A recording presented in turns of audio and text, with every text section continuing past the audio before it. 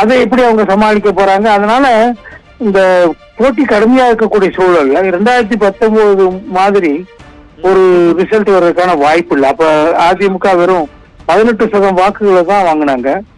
அவங்களுக்கு 2 வகையா அவங்களுக்கு பாதிப்பு ஏற்பட்டது. பாஜகவோட கூட்டணி சேர்ந்ததுனால அவங்களுக்கு சிறுபான்மை வாக்குகள் மொத்தமா கிடைக்கல, அது மொத்தமா திமுக போச்சு. பாமகவோட கூட்டணி வச்சதுன்னா வட மாவட்டங்கள்ல தலித் வாக்குகள், எஸ்சி வாக்குகள், பட்டியலின வாக்குகள் அவங்களுக்கு பெருமளவுக்கு சரிவு ஏற்பட்டது. அது 82% பட்டியலின வாக்குகள் திமுகவுக்கு போய்விட்டதாக அந்த எக்ஸிட் போல் ரிசல்ட்ஸ்ல வந்துச்சு. அதை பார்க்கும்போது திரும்ப இப்ப அவங்க பாமகவோடையும் பாஜகவோட கூட்டணி இல்லாமல் நிற்கும் போது அது இந்த வாக்குகள்லாம் திரும்ப அவங்களுக்கு வருவதற்கான வாய்ப்பு இருக்குது. அதிருப்தி வாக்குகள் முழுக்க திமுகவுக்கு மேல இருக்கக்கூடிய அதிருப்தி வாக்குகள் பூராமே என்னை பொறுத்தவரையில் அதுல 99% அதிமுகவுக்கு தான் போறதுக்கு வாய்ப்பு இருக்குது. பாஜக அதுல பெரிய அளவுக்கு போறதுக்கான வாய்ப்பு இல்லை.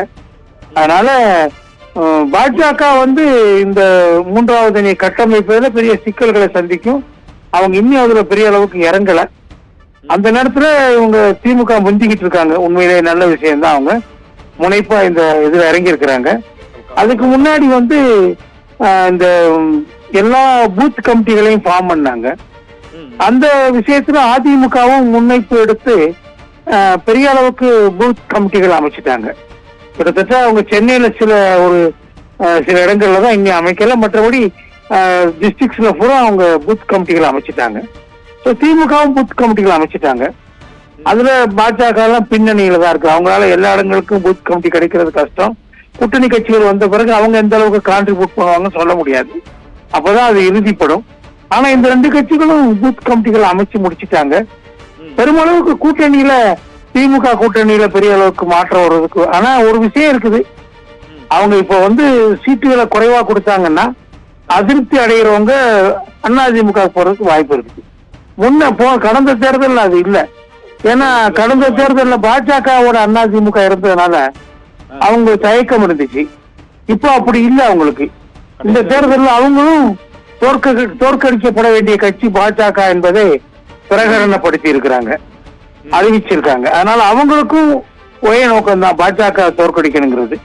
அப்படிங்கும்போது அவங்க அதிமுக சேர்றதுக்கு வாய்ப்பு இருக்குது இந்த தேர்தலில்.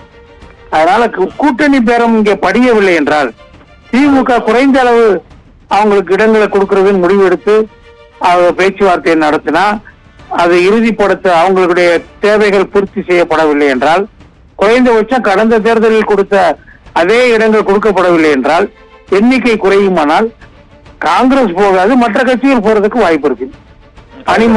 அணி சேர்க்கை மாறுவதற்கு வாய்ப்பு இருக்கு. கடைசியா ஒரே ஒரு கேள்வி.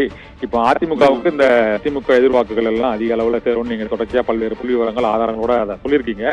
இருந்தாலும் இப்போ அதிமுகவை பொறுத்தவரை அது அமமுக ஒரு பிரிவாகவும் ஓபிஎஸ் ஒரு பிரிவாகவும் பிரிந்து இருக்கிறாங்க. சசிகலா இன்னைக்கு கொடநாடு சென்று அதிமுகவை ஓரணியில் இணைப்போம் என்று கூறி வருகிறார்கள். இந்த வாக்குகள் என்பது அதிமுகவில் இந்த நாடாளுமன்ற தேர்தல் பிரியுமா சேருமா சார்?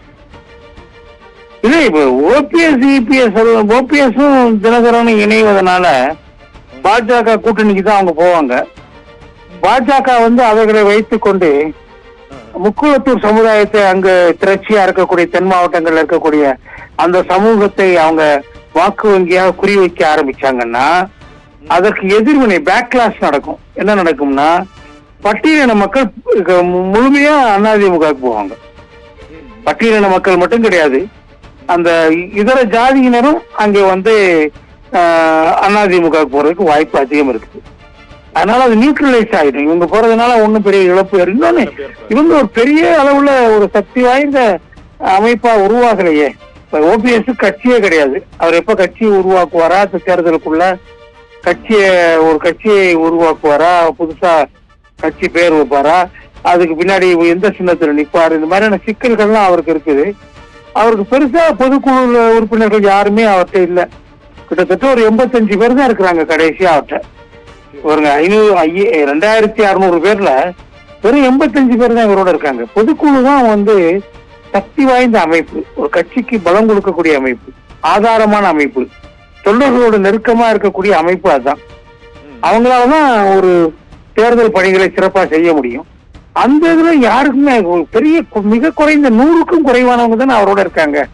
அவர் எப்படி ஒரு பெரிய சக்தியா இது பிரிவுன்னு சொல்ல முடியாது.